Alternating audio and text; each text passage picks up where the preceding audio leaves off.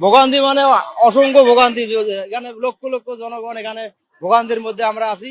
আমরা শুনতেছি যে ছাত্ররা নাকি পরীক্ষার জন্য নাকি আন্দোলন করতেছে। এখন সঠিক খবর ওখানে গেলে, কিন্তু আমরা যে জনগণ ভোগান্তির মধ্যে আছি, সেই ভোগান্তিটা তো দূর করা লাগবে নাকি। এখন সরকার প্রশাসনিক ভাবে পুলিশকেও জানালো হলেও ওনারা বলতে আমাদের কিছু করা নেই, আপনারা জানতে। আমরা কি ছাত্রদের সাথে যুদ্ধ করবো নাকি?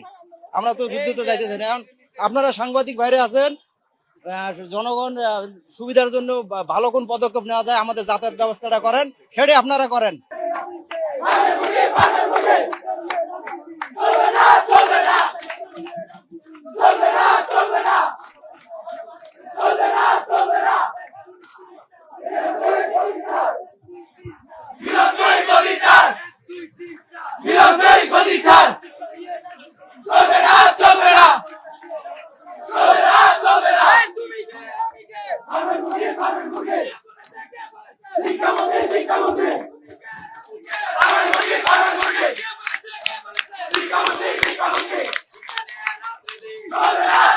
আমার দাবি একটাই, মিলন স্যারের পদত্যাগ। তারা সে আমাদের ফার্মের মুরগি বলেছে সব, এই জন্য সব মানে সবার শান্ত ছিলাম, যাও শান্ত ছিলাম, কিন্তু এককালে দেখলেন আওয়ামী লীগ সরকারের মতো শেখ হাসিনা যেমন বলছে রাজাকারের বাচ্চারা, উনিও আমাদের ইফেক্ট করে কথা বলছে আমরা নাকি ফার্মের মুরগি।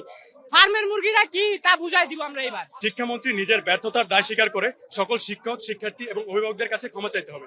2 নাম্বার, এইচএসসি 26 পরীক্ষার্থীদের পরীক্ষার নামে আর কোনো প্রহসন বা গবেষণা চালানো যাবে না। নাম্বার 3, সারা দেশে পরীক্ষার পরিস্থিতি বিবেচনা করে পরীক্ষা নেওয়ার উপযোগী না হওয়ার আগ পর্যন্ত পরীক্ষা স্থগিত করতে হবে।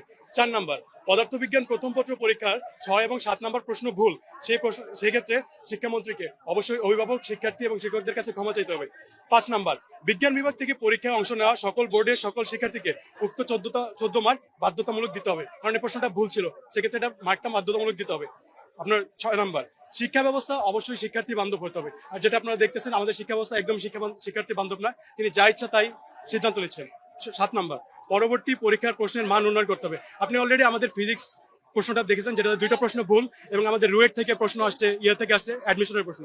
7 নাম্বার। 8 নাম্বার, সরকারকে পরীক্ষা ব্যবস্থার পরিবর্তনের চেয়ে শিক্ষা ব্যবস্থার উন্নতির দিকে বেশি লক্ষ্য রাখতে হবে। কারণ আপনি দেখতেছেন আমাদের শিক্ষামন্ত্রী প্রথম থেকে যেই আমাদের কার্যকলাপগুলো করছে, তিনি সবগুলা হচ্ছে পরীক্ষা বান্ধব। আমাদের পরীক্ষায় ক্যামেরা লাগানো, গার্ড কঠিন, প্রশ্ন কঠিন, তারপর এই বন্ডার মাঝে আমাদের পরীক্ষা দিতে হয়। তিনি যা সিদ্ধান্ত নিচ্ছেন সব পরীক্ষা বান্ধব, কিন্তু আমাদের শিক্ষা ব্যবস্থার কি উন্নত হচ্ছে সেটার কোনো সিদ্ধান্ত আমরা এখন পর্যন্ত পাইনি। উনি কিন্তু আমাদের পরীক্ষায় গবেষণা বলতে উনি যে দেখেন আমাদের প্রশ্ন করছে 2টা ভুল, দ্বিতীয়ত উনি রুয়েটের প্রশ্ন, তারপরে আমরা যে প্রশ্নটা পাইছি ফিজিক্স, এটা গত 10 বছরে আসে নাই।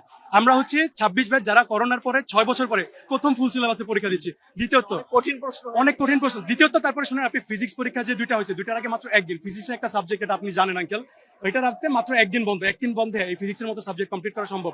আমরা এখানে ক্লিয়ার করে বলতে চাইতেছি 6 এবং 7 নাম্বার তারা আগে পরে যদি কোনো কোশ্চেন ভুল হয়, তা এটার নিয়ম হয়েছে যদি কেউ কোনো শিক্ষার্থী অ্যান্সার করে, শুধু খাতার মধ্যে 6 নং প্রশ্নের উত্তর কিংবা 7 নং প্রশ্নের উত্তর এইটা লিখে আসে, তাহলে সে ফুল মার্ক পাবে। কিন্তু আমরা ফিজিক্স এক্সাম টোটাল কোশ্চেনটাই অনেক হার্ড আসছে, বিশেষ করে 6 আর 7 নাম্বার, এটা দেখে আমরা মিলাইতে পারি নাই, সাইডে রাফ করছি কিন্তু কোশ্চেনটা কোনোভাবে মিলে না, এই জন্য আমরা অ্যান্সার করি নাই।